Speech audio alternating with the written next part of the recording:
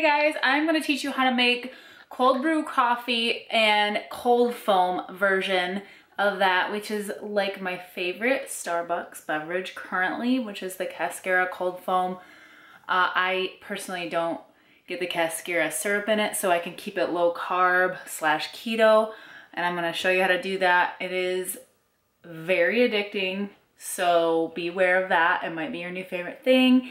And it does have some calories to it, so if you're post-weight loss surgery, just keep that in mind with your tracking and everything like that. Hit the thumbs up video at the end of this if you like it. I would love it if you subscribe below.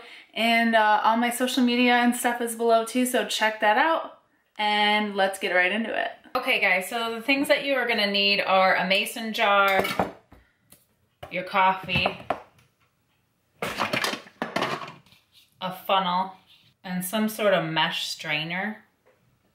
I prefer this coffee for this. It's espresso ground. The best bet whenever you're making coffee is freshly ground beans, but I don't have a coffee grinder, so I'm not partaking of that.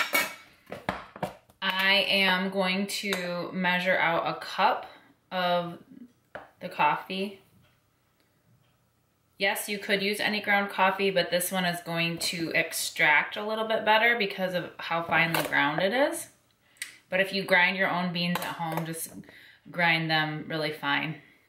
And then I basically have to use a spoon. I could use the funnel, but I'm just gonna spoon it in here.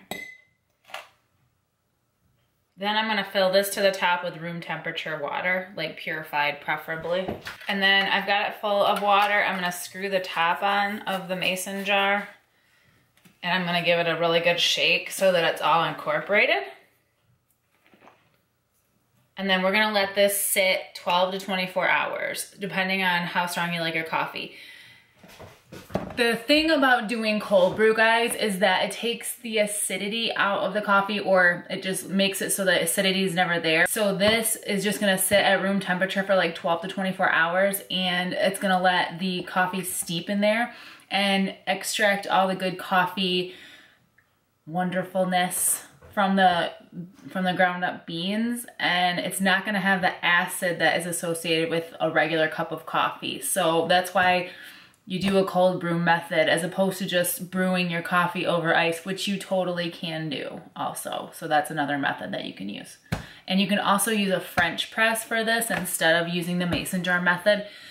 French press is just going to be easier than doing all this, in my opinion. I just don't own a French press, although because of doing this summer and because I crave this type of drink in the summer as opposed to hot coffee a lot of the time, French press would be a really good investment. So there's that.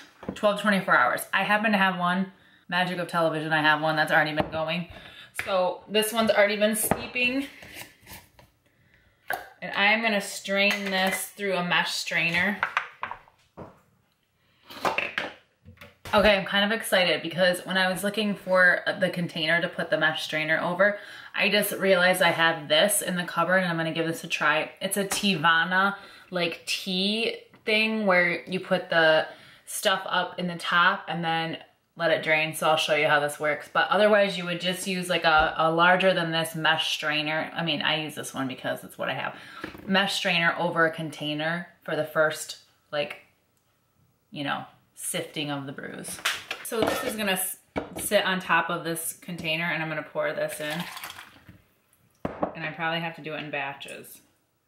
And then I'm just pushing the bottom, because normally this would sit on top of a mug, but there's more coffee than a mug's worth, so I'm just gonna push it down with my finger. So I finally got smart, guys, and just stuck a little bit of a small mason jar under this so that it could just, the way this works is the pressure here makes the liquid come out. So anywho, note if you're gonna use one of these. Now we're gonna take the mason jar rinsed out that we had, and I'm going to stick the funnel over it with a coffee filter, and we're gonna strain the coffee one more time. So I've got my coffee filter in the funnel, and I'm just gonna pour this over it.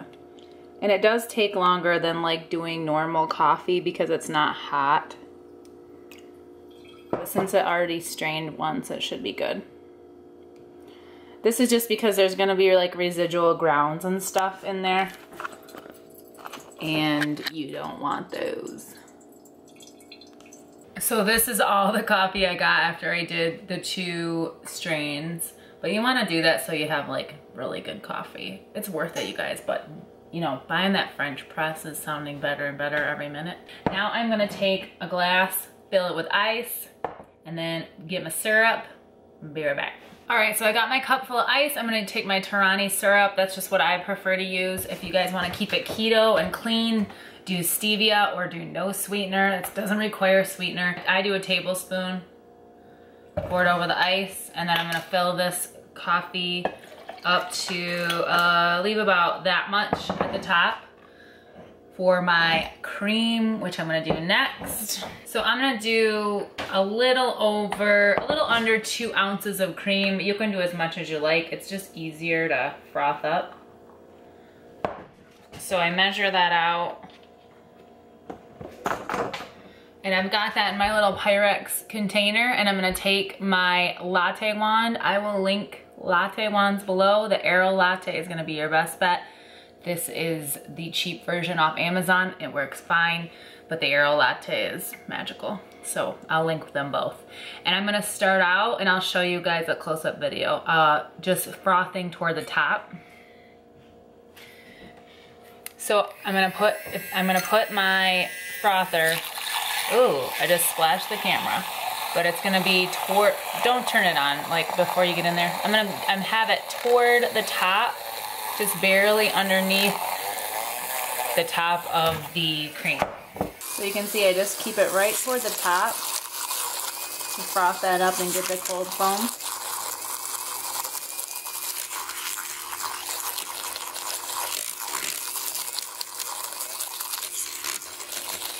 And I'm gonna do that for like a couple minutes to get it nice and frothy, foamy.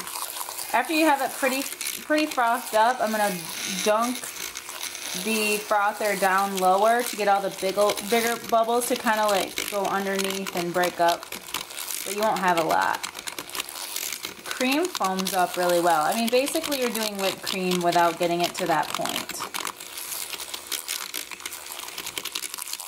And once it's kind of frothy like this, and you can kind of get like a soft peak, then we're done.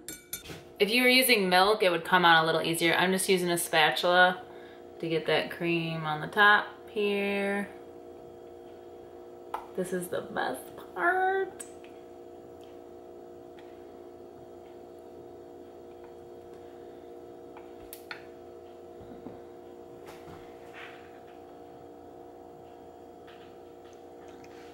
There you have it, guys. The DIY version of the Cascara cold brew, the Starbucks Cascara cold foam.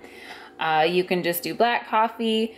That cream will start, if you'd like, that cream will start seeping down in there and make this delicious. My favorite part is, of course, the cream on the top, but I do like to stir it up a little bit and kind of get the cream down in there. And if you want it to be a little bit easier than that, you can froth your cream less, or you can put a little bit of cream in the coffee itself. So good. That coffee is nice and strong, and I had it for like in there for about 12 hours. This is very concentrated coffee, guys, so you can water it down if you want. Once this ice melts, it's going to be more watery anyway, so I prefer it like this, but it's delicious. I encourage you to try it out. It's low carb. You know, the amount of carbs in it are going to be 0 and plenty of fat. We have about 20 grams of fat and 200 calories if you do 2 ounces of cream. If you do 1 ounce, which would be perfectly fine also, then you'll be having 100 calories. So I can do math. Anyway.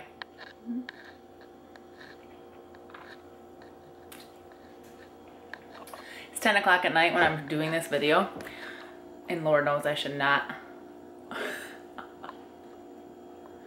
drink any more of this because I was up until like 3 a.m. with an insomnia last night. Comment below what your favorite coffee drink is. I don't care where it's from, if you make it yourself, if it's just coffee with creamer, black coffee, whatever. Leave me a comment below. A couple tips.